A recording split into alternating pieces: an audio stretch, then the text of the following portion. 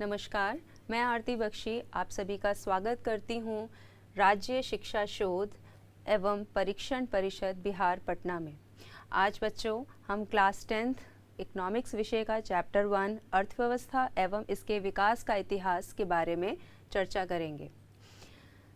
बच्चों, अर्थव्यवस्था का विकास कोई एक दिन का विकास नहीं है। इस विकास को होने में कई वर्ष लगे हैं, कई हजार वर्ष लगे हैं। सभ्यता के विकास के साथ साथ अर्थव्यवस्था का भी विकास हुआ है। अर्थव्यवस्था के विकास के बारे में डिटेल में जानने से पहले हमें अर्थव्यवस्था है क्या, इसके बारे में जानना ज़रूरी है। तो बच्चों, अर्थव्यवस्था ये दो शब्दों अर्थ प्लस व्यवस्था से मिलके बना है। इसमें दो शब्द हैं, एक शब्द है आपका अर्थ और दूसरा शब्द है व्यवस्था। अर्थ का तात्पर्य होता है धन, ठीक है, और व्यवस्था यानी वो सिस्टम या प्रणाली, कोई तंत्र, कोई पैटर्न जिसके माध्यम से धन का अर्जन किया जाएगा। तो अर्थव्यवस्था का तात्पर्य एक ऐसी प्रणाली, एक ऐसे तंत्र, एक ऐसे सिस्टम से होता है जिसके अंतर्गत धन से संबंधित क्रियाएं यानी कि आर्थिक क्रियाओं का निष्पादन किया जाता है। यह आर्थिक क्रियाएं क्यों की जाती हैं? क्योंकि मनुष्य की जो आवश्यकताएं हैं उनकी पूर्ति के लिए हमें वस्तुओं और सेवाओं का उत्पादन करना होता है, ठीक है। और इन वस्तुओं और सेवाओं का उत्पादन जिस सिस्टम, जिस तंत्र, जिस प्रणाली, जिस ढांचे, जिस संरचना के अंतर्गत होता है उसे ही हम अर्थव्यवस्था कहते हैं। तो बच्चों, स्क्रीन पर हम देखते हैं कि अर्थव्यवस्था की परिभाषा क्या है, या अर्थव्यवस्था को हम किस रूप में परिभाषित कर सकते हैं। अर्थव्यवस्था एक ऐसा तंत्र या ढांचा है जिसके अंतर्गत विभिन्न प्रकार की आर्थिक क्रियाएं संपादित की जाती हैं, जैसे कृषि, उद्योग, व्यापार, बैंकिंग, बीमा, परिवहन इत्यादि। यह विभिन्न प्रकार की आर्थिक क्रियाएं अर्थव्यवस्था के अंतर्गत की जाती हैं। और जब अर्थव्यवस्था अपना कार्य कर रही है या अर्थव्यवस्था में जो आर्थिक क्रियाएं निष्पादित हो रही हैं, तो इसके दो उद्देश्य होते हैं, या अर्थव्यवस्था के दो प्रमुख कार्य क्या हैं। सबसे पहला काम है लोगों की आवश्यकताओं की संतुष्टि के लिए विभिन्न प्रकार की वस्तुओं एवं सेवाओं का उत्पादन करना, और दूसरा रोजगार के अवसर प्रदान करना। तो बच्चों, अर्थव्यवस्था के प्रमुख कार्य में पहला काम तो होता है कि अर्थव्यवस्था में वस्तुओं और सेवाओं का उत्पादन किया जाता है, ठीक है। और इन वस्तुओं और सेवाओं को के उत्पादन करने के क्रम में लोगों को रोजगार प्राप्त होता है, या उत्पादन के साधनों को रोजगार प्राप्त होता है। तो इस तरीके से हमारी अर्थव्यवस्था कार्य करती है।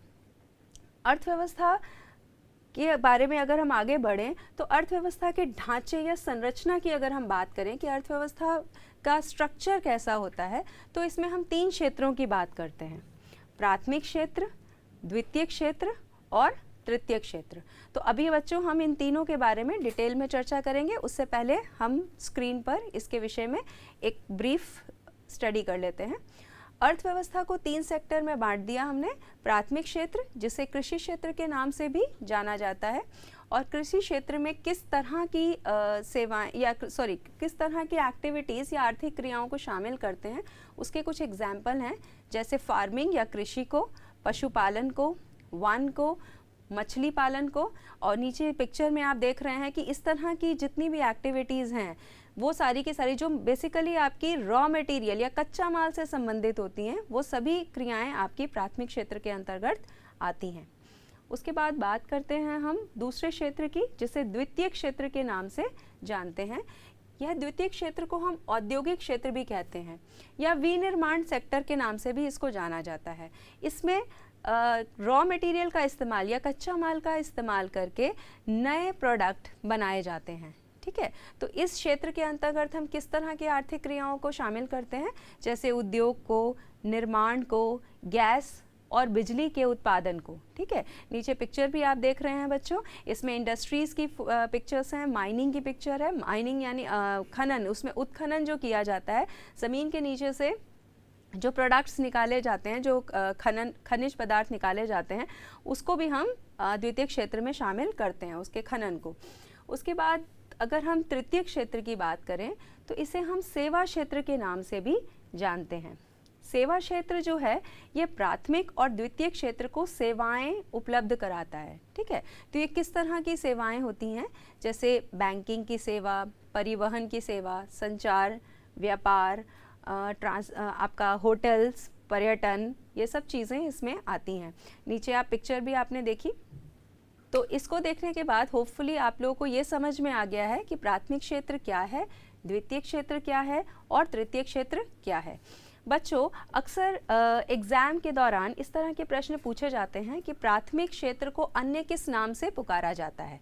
तो आपको पता होना चाहिए कि प्राथमिक क्षेत्र का अन्य नाम कृषि क्षेत्र है। ठीक है, और इसके अंदर किस तरह की आर्थिक क्रियाओं को शामिल किया जाता है। ठीक है, ऑब्जेक्टिव टाइप क्वेश्चंस में स्पेशली इस तरह के क्वेश्चंस अक्सर पूछे जाते हैं। तो प्राथमिक क्षेत्र में किस तरह की आर्थिक क्रियाओं को हम शामिल करते हैं, जैसे फार्मिंग है, मतलब कृषि है, पशुपालन, मछली पालन, रेशम के कीड़ों से रेशम निकालना इत्यादि, ये सब आपका प्राथमिक क्षेत्र की आर्थिक क्रिया हैं। वहीं दूसरी तरफ द्वितीयक क्षेत्र के लिए भी पूछा जाता है कि द्वितीयक क्षेत्र को अन्य किस नाम से पुकारा जाता है। तो इसको या तो औद्योगिक क्षेत्र के नाम से हम बुलाते हैं, और एक और इसको हम विनिर्माण सेक्टर या मैन्युफैक्चरिंग सेक्टर या विनिर्माण क्षेत्र के नाम से भी इसको हम बोलते हैं। इसमें हर तरह की इंडस्ट्रीज आती हैं, चाहे वो कुटीर उद्योग हो। कुटीर उद्योग यानी बहुत कम पूंजी में, बहुत ही कम पूंजी में इनको शुरू किया जाता है, 10, 15, 20, 50 हज़ार, 1 लाख तक। ठीक है, और लघु उद्योगों को इसमें हम शामिल करते हैं, मध्यम आकार के उद्योगों को, और वृहद जैसे आयरन एंड स्टील इंडस्ट्रीज़ हैं, रिफाइनरीज़ हैं, बड़ी बड़ी इंडस्ट्रीज़ जिसको खोलने में बहुत ज़्यादा निवेश की या इन्वेस्टमेंट की ज़रूरत पड़ती है। तो हर तरह की इंडस्ट्रीज़ को हम द्वितीयक क्षेत्र में शामिल करते हैं। इसके अलावा हम इसमें निर्माण सेक्टर यानी कंस्ट्रक्शन वर्क, जैसे बड़ी बड़ी बिल्डिंग्स हैं, बड़े बड़े वर्कशॉप्स हैं, उनका जो कंस्ट्रक्शंस होता है, बड़ी बड़ी मशीनों को बनाया जाता है, ये सब इसमें हम शामिल करते हैं। फिर आपका गैस और बिजली का जो प्रोडक्शन होता है उसे भी हम द्वितीयक क्षेत्र में ही शामिल करते हैं। तो इस तरह के प्रश्न आपके ऑब्जेक्टिव टाइप क्वेश्चंस में अक्सर पूछे जाते हैं कि द्वितीयक आर्थिक क्षेत्र में किन किन आर्थिक क्रियाओं को शामिल किया जाता है। तो आपको 3-4 ऑप्शंस दिए होंगे, उसमें से आपको राइट ऑप्शन को चूज़ करना होगा। उसके बाद तृतीय क्षेत्र की अगर हम बात करें तो तृतीय क्षेत्र में भी आपकी इसको अन्य किस नाम से पुकारा जाता है, ये क्वेश्चन अक्सर पूछा जाता है। तो तृतीय क्षेत्र को अन्य हम किस नाम से पुकारते हैं, सर्विस सेक्टर या सेवा क्षेत्र के नाम से। तो इसमें कौन कौन सी आर्थिक क्रियाएं आती हैं, जैसे बैंकिंग, परिवहन, संचार, ठीक है, बहुत सारी आर्थिक क्रियाएं हैं। और सेवा क्षेत्र जो है ये प्राथमिक और द्वितीयक यानी कि तृतीय क्षेत्र प्राथमिक और द्वितीय क्षेत्र को वो विभिन्न सुविधाएं प्रदान करता है जिनके माध्यम से ये दोनों क्षेत्र स्मूथली काम कर पाते हैं या आर्थिक विकास की गति को तेज कर पाते हैं। प्रायः हम देखते हैं, ये देखने में आया है कि स्वतंत्रता प्राप्ति के समय क्या था सिचुएशन कि प्राइमरी सेक्टर में हमारे रोजगार के दृष्टिकोण से अगर देखा जाए तो हमारी वर्क फोर्स का जो हमारी कार्यशील जनसंख्या है उसका बहुत बड़ा हिस्सा जो है वो रोजगार के लिए कृषि क्षेत्र या प्राथमिक क्षेत्र पर निर्भर करता है, लेकिन जीडीपी में इसका जो कंट्रीब्यूशन है वो सबसे कम है। ठीक है, वहीं अगर औद्योगिक क्षेत्र की बात करें तो औद्योगिक क्षेत्र में चूंकि उद्योगों का विकास भारत में बहुत धीमी गति से हुआ है, हालांकि अभी के हाल के कुछ वर्षों में देखा जा रहा है कि औद्योगिक विकास की गति बढ़ रही है, लेकिन अभी भी ये और इसकी आवश्यकता है, तीव्र गति की और आवश्यकता है। तो प्राथमिक द्वितीय क्षेत्र में जितने लोग रोजगार में लगे हैं वो प्राथमिक क्षेत्र की तुलना में काफ़ी कम है। और तीसरी और अगर हम ये देखें तृतीय क्षेत्र, तो पहले तृतीय क्षेत्र में रोजगार के अवसर कम हुआ करते थे या कम लोग उसमें लगे हुए थे, लेकिन अभी के पिछले कुछ 10-15 वर्षों से ये देखने में आ रहा है कि जो प्राथमिक क्षेत्र है उसका विकास बहुत तेज़ी से हुआ है और यहाँ रोजगार के नए नए अवसर उपलब्ध हो रहे हैं। इसलिए वर्क फोर्स का एक बड़ा हिस्सा जो है वो सेवा क्षेत्र की ओर भी ट्रांसफ़र हो रहा है। ठीक है, लेकिन फिर भी अगर एज ए होल हम देखते हैं तो हम यही पाते हैं कि हमारी वर्किंग पॉपुलेशन का सबसे बड़ा हिस्सा आज भी प्राथमिक क्षेत्र में ही ज़्यादा लगा हुआ है, लेकिन उसका कंट्रीब्यूशन जीडीपी में सबसे कम है और टर्शरी सेक्टर का कंट्रीब्यूशन जीडीपी में सबसे ज़्यादा है। ठीक है, इसके बाद हम चर्चा करते हैं कि हमारी जो अर्थव्यवस्था है उसके प्रकार क्या हैं, कितने तरह की अर्थव्यवस्था है। ठीक है, तो बच्चों हमने आर्थिक क्रियाओं के हिसाब से अर्थव्यवस्था को 3 क्षेत्रों में बांट लिया, प्राथमिक, द्वितीयक और तृतीयक। अब अगर हम एक और प्रकार है अर्थव्यवस्था का, अगर हम ये बात करें कि एक संगठन के आधार पर तो संगठित और असंगठित दो तरह के क्षेत्र पाए जाते हैं। एक है आपका संगठित क्षेत्र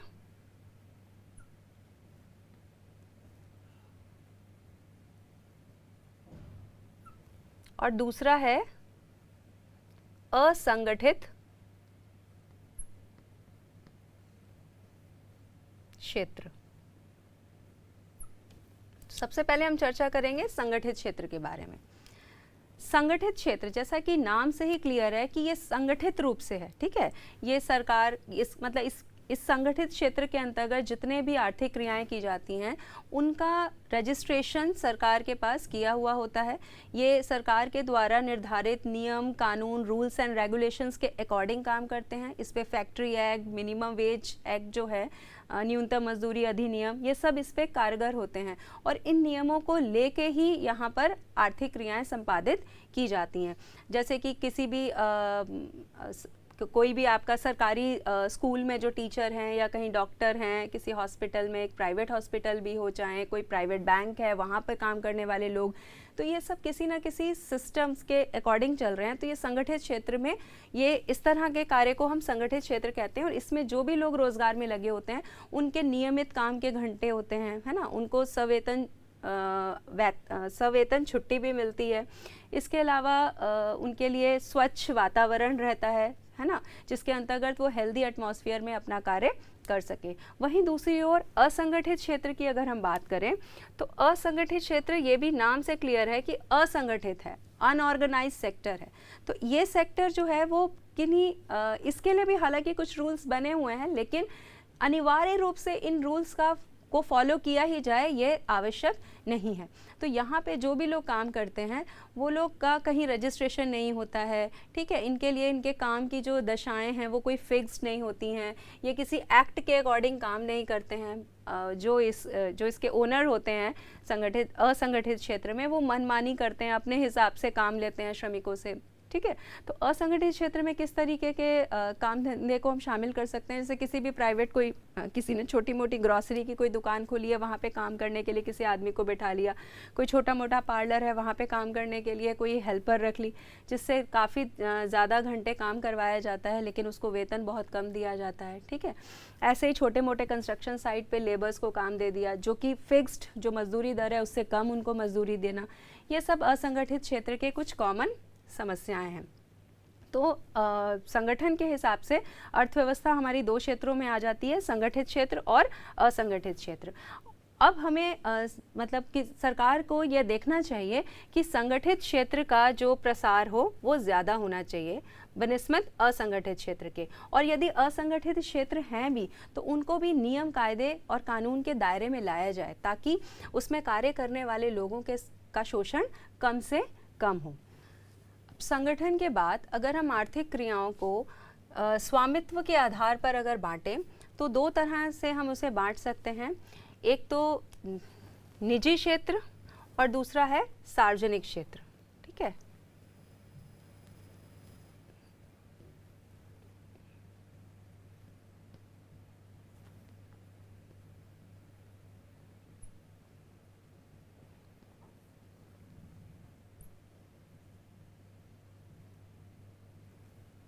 ठीक है, निजी क्षेत्र यानी प्राइवेट सेक्टर, ठीक है, प्राइवेट सेक्टर, और सार्वजनिक क्षेत्र यानी कि पब्लिक सेक्टर, ठीक है।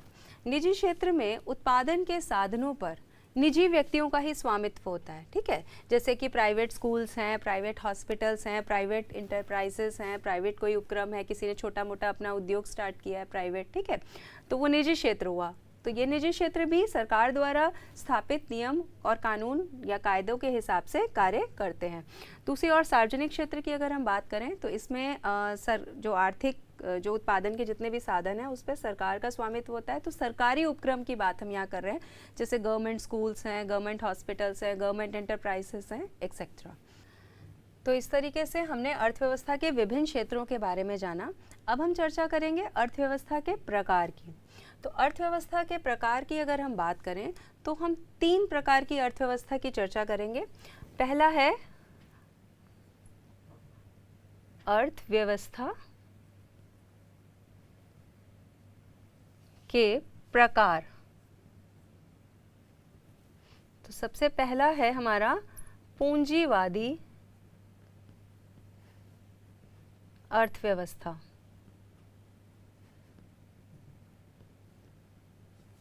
दूसरा है समाजवादी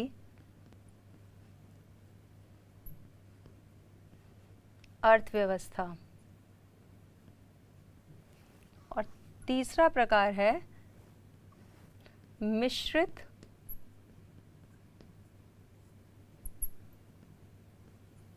अर्थव्यवस्था।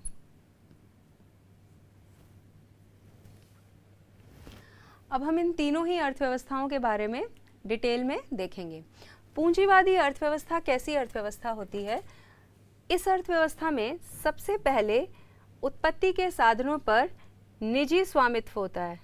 दूसरा, लाभ जो है वो अधिकतम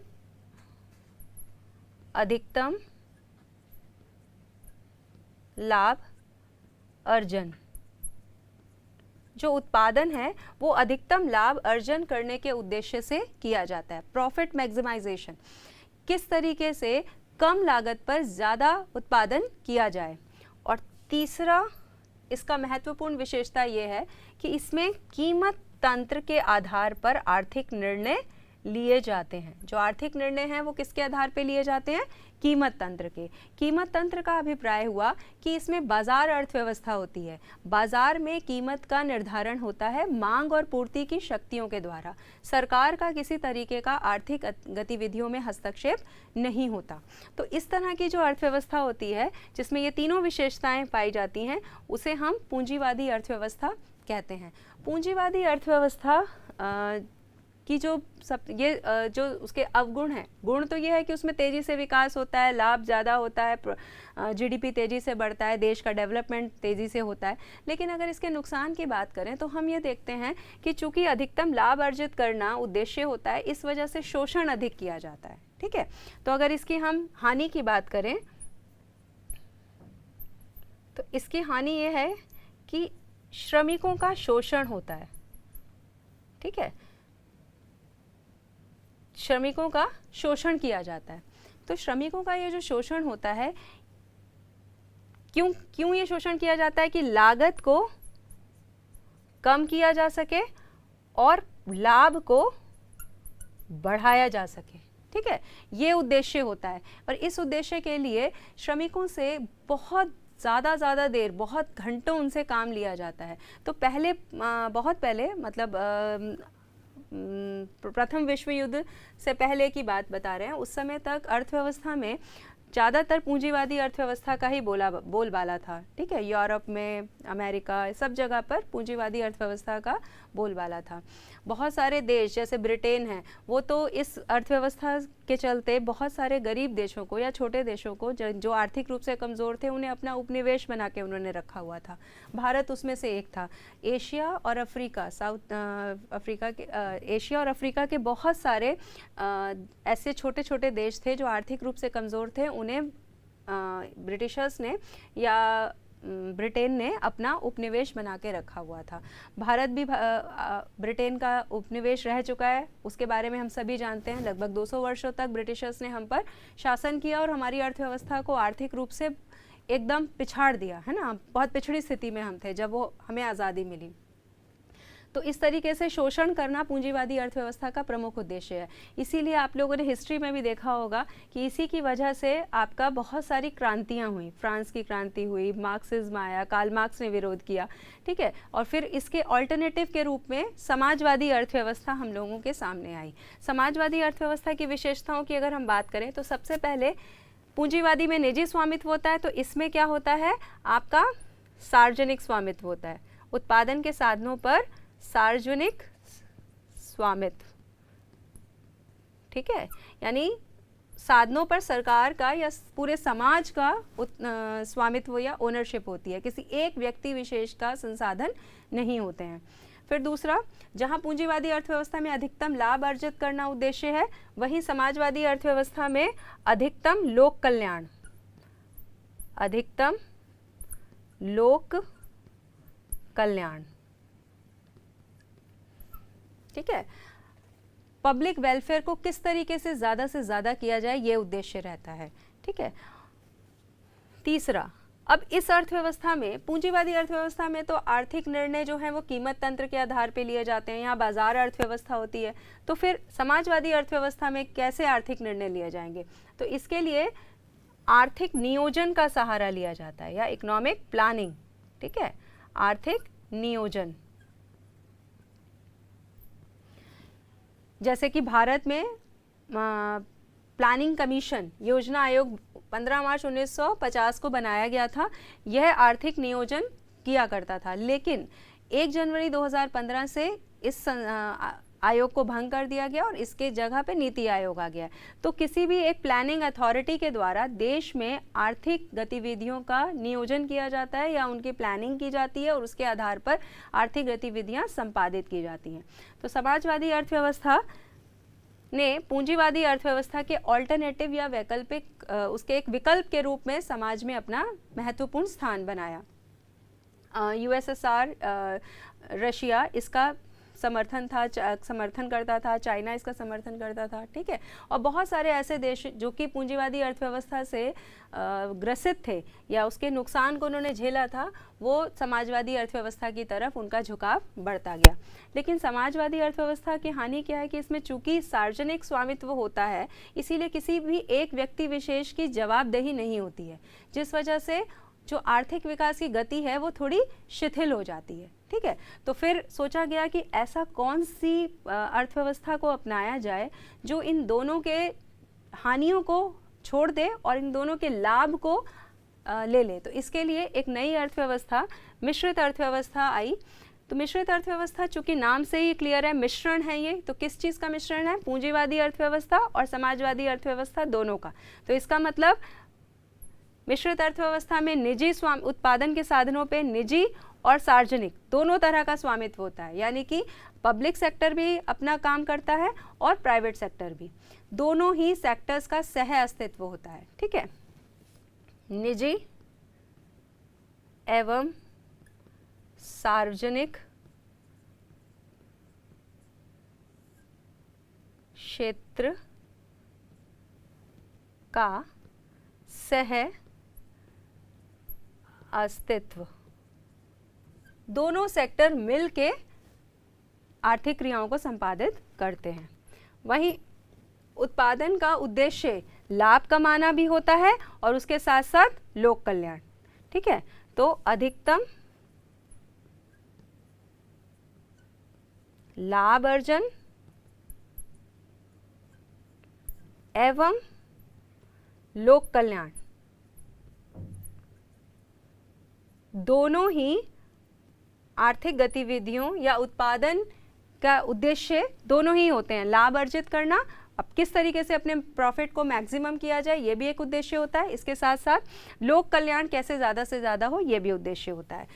और इसमें भी जो आर्थिक क्रियाएं हैं वो, या आर्थिक निर्णय, आर्थिक नियोजन के माध्यम से लिए जाते हैं। ठीक है, यानी आर्थिक नियोजन भी होता है और इसके साथ साथ कीमत तंत्र, इसके साथ साथ कीमत तंत्र यह भी कार्य करता है। ठीक है, यानी कि बाजार अर्थव्यवस्था और प्लानिंग, यानी सरकार का हस्तक्षेप आर्थिक गतिविधियों में भी होता है और कहीं कहीं पे आवश्यकता पड़ने पर उन्हें फ्री भी छोड़ा जाता है। तो इस तरीके से हमने सारांश रूप में, हम स्क्रीन पे देखेंगे एक बार कि अर्थव्यवस्था के प्रकार 3 होते हैं। पूंजीवादी अर्थव्यवस्था, जिसके विशेषताएं हैं निजी स्वामित्व है उत्पादन के साधनों पर। दूसरा, उत्पादन का उद्देश्य अधिकतम लाभ अर्जन करना होता है। तीसरा, आर्थिक निर्णय कीमत तंत्र के आधार पर या प्राइस मैकेनिज्म के आधार पर लिए जाते हैं। वहीं समाजवादी अर्थव्यवस्था की बात अगर हम करें तो इसमें सार्वजनिक स्वामित्व होता है उत्पादन के साधनों पर। दूसरा, उत्पादन जो है वो अधिकतम लोक कल्याण के उद्देश्य से किया जाता है। और तीसरा, आर्थिक नियोजन के माध्यम से आर्थिक गतिविधियों का संपादन किया जाता है। वहीं अगर मिश्रित अर्थव्यवस्था को देखें तो ये समाजवादी और पूंजीवादी अर्थव्यवस्था का मिश्रण है, इसलिए इसमें दोनों ही अर्थव्यवस्थाओं की बातों को शामिल किया गया है। निजी एवं सार्वजनिक स्वामित्व है उत्पादन के साधनों पर, वहीं दूसरी ओर अधिकतम लाभ अर्जन और लोक कल्याण दोनों ही उद्देश्य हैं आर्थिक क्रियाओं के। और तीसरा, आर्थिक निर्णय कीमत तंत्र और आर्थिक नियोजन दोनों के माध्यम से लिए जाते हैं। अर्थव्यवस्था के प्रकार जानने के बाद अब हम बात करेंगे अर्थव्यवस्था के विकास की। तो अर्थव्यवस्था के विकास को हम दो रूपों में देख सकते हैं। एक है आर्थिक विकास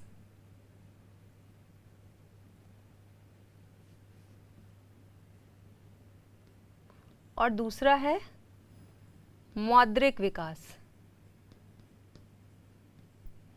मौद्रिक विकास।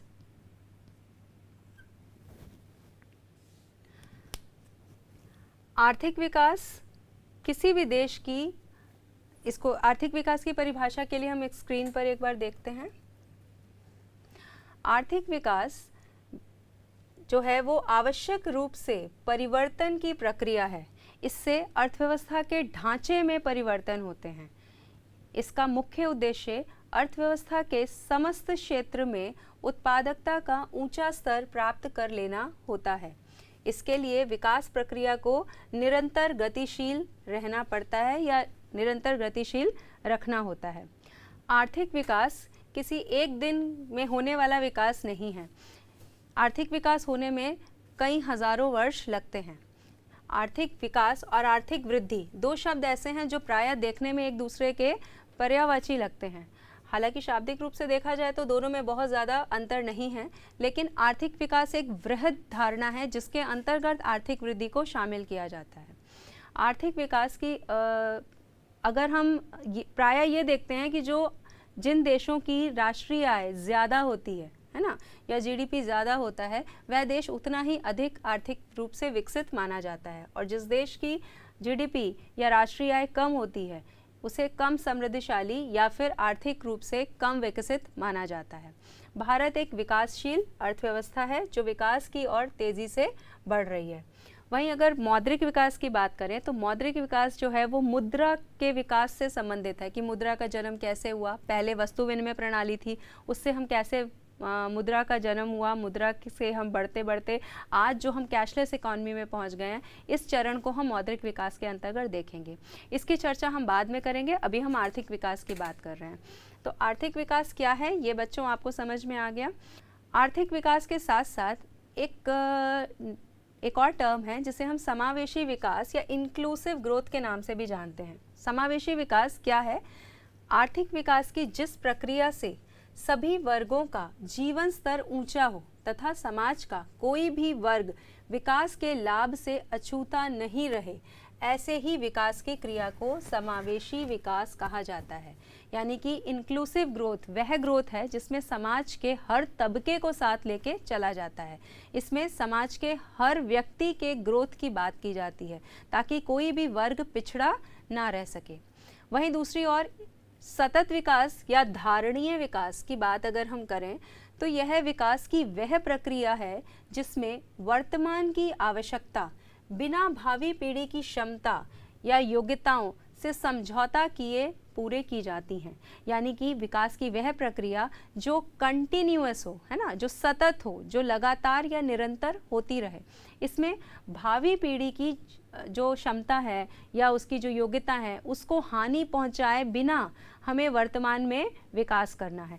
ऐसा नहीं होना चाहिए कि विकास के क्रम में हम इतना आगे बढ़ जाएं या प्राकृतिक संसाधनों का या जो हमारे जो रिसोर्सेज हैं जो दुर्लभ हैं और लिमिटेड हैं उनका हम इतना ज़्यादा विदोहन कर लें कि आने वाली पीढ़ी को कुछ ना मिल पाए या हमारे उन आर्थिक क्रियाओं के माध्यम से हमारे पर्यावरण को बहुत ज़्यादा आर्थिक क्षति पहुंच जाए। तो ऐसा होने से हमारी आने वाली पीढ़ियां इस बात को सफ़र करेंगी या उनके लिए ये बहुत कठिन हो जाएगा आगे सरवाइव करना। तो सतत विकास विकास की वह धारणा है जिसमें हम वर्तमान के विकास को ही फोकस नहीं करते हैं बल्कि आने वाली पीढ़ियों के विकास के पे भी गौर फरमाते हैं या ध्यान रखते हैं। इसके बाद बात आती है कि आर्थिक विकास किया कैसे जाता है। तो आर्थिक विकास आर्थिक नियोजन के माध्यम से किया जाता है। आर्थिक नियोजन क्या है, आइए स्क्रीन पे हम देखते हैं। आर्थिक नियोजन एक समयबद्ध कार्यक्रम के अंतर्गत पूर्व निर्धारित सामाजिक एवं आर्थिक उद्देश्यों की प्राप्ति के लिए अर्थव्यवस्था में उपलब्ध संसाधनों का नियोजित समन्वय एवं उपयोग करना। हम बात करते हैं आर्थिक नियोजन की, तो ये एक डेफिनेट टाइम पीरियड में, एक समयबद्ध समय में या एक पर्टिकुलर टाइम में हम अगर अपने देश के जितने भी संसाधन हैं उनका देश की आवश्यकताओं या प्राथमिकताओं को ध्यान में रखते हुए किस तरीके से उनका उपयोग करते हैं, ठीक है, उसके लिए क्या प्लानिंग करते हैं ताकि आर्थिक और सामाजिक न्याय को हम प्राप्त कर सकें। इस प्रक्रिया को ही आर्थिक नियोजन कहा जाता है। आर्थिक नियोजन के जो उद्देश्य होते हैं वो दो तरीके के होते हैं, दीर्घकालीन और अल्पकालीन। अल्पकालीन उद्देश्य किसी पर्टिकुलर योजना स्पेसिफिक होते हैं, जैसे फर्स्ट 5 ईयर प्लान, जैसे हमारे यहाँ आर्थिक जो नियोजन है वो शुरुआत की गई थी उसकी योजना आयोग के माध्यम से। तो योजना आयोग पंचवर्षीय योजनाएं बनाता था, ठीक है। तो पर्टिकुलर पहली, जैसे मान लीजिए प्रथम पंचवर्षीय योजना है जो 1951 टू 1956 तक चली, तो सिर्फ इन 5 वर्षों के लिए जो उद्देश्य हमने निर्धारित किए वो उद्देश्य अल्पकालीन उद्देश्य कहलाएंगे। जैसे प्रथम पंचवर्षीय योजनाओं में कृषि के विकास पे फोकस ज़्यादा रखा गया था, वहीं दूसरी पंचवर्षीय योजनाओं में औद्योगिकरण या वृहद इंडस्ट्रीज, जो बड़ी इंडस्ट्रीज थी जैसे iron and steel industries, refineries, इनके ग्रोथ की तरफ ज़्यादा ध्यान दिया गया था। वहीं अगर तीसरी पंचवर्षीय योजना की बात करें तो आत्मनिर्भरता पे ज़्यादा फोकस था। तो ये अल्पकालीन उद्देश्य हैं। वहीं दूसरी ओर कुछ दीर्घकालीन उद्देश्य होते हैं, वो ऐसे उद्देश्य होते हैं जो किसी पर्टिकुलर योजना से संबंधित नहीं होते, बल्कि ऐसे उद्देश्य होते हैं जिनकी प्राप्ति निरंतर आवश्यक होती है, जैसे राष्ट्रीय आय में वृद्धि, रोजगार के संसाधनों का सृजन करना, आर्थिक और सामाजिक न्याय, आत्मनिर्भरता की प्राप्ति, आत्मनिर्भरता के साथ विकास, ठीक है। ये कुछ ऐसे दीर्घकालीन उद्देश्य होते हैं। तो हमारे यहाँ आर्थिक नियोजन किस तरीके से हो रहा है या किस तरीके से होता है उसको हम स्क्रीन पे देखते हैं। जैसा कि अभी हमने चर्चा भी की थी कि योजना आयोग 15 मार्च 1950 को इसका गठन किया गया था।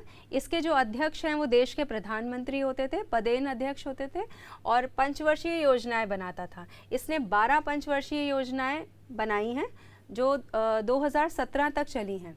तो जैसा कि आप स्क्रीन पे देख रहे हैं कि विभिन्न योजनाएं जो योजना आयोग के माध्यम से बनी, जैसे पहली पंचवर्षीय योजना, दूसरी, और उनका टाइम ड्यूरेशन भी लिखा हुआ है, पहली से लेके 12वीं पंचवर्षीय योजना। 12वीं पंचवर्षीय योजना योजना आयोग द्वारा बनाई अंतिम पंचवर्षीय योजना थी, जो कि 2012 से 2017 तक चलाई गई। उसके बाद 1 जनवरी 2015 से नीति आयोग बन गया। तो उसके बाद से जो भी आर्थिक नियोजन का कार्य है वो नीति आयोग के माध्यम से किया जा रहा है। उसके बाद हम चर्चा करेंगे राष्ट्रीय विकास परिषद की। राष्ट्रीय विकास परिषद का गठन 6 अगस्त 1952 को किया गया था। इसके अध्यक्ष भी प्रधानमंत्री होते हैं। राष्ट्रीय विकास परिषद क्यों बनाई गई?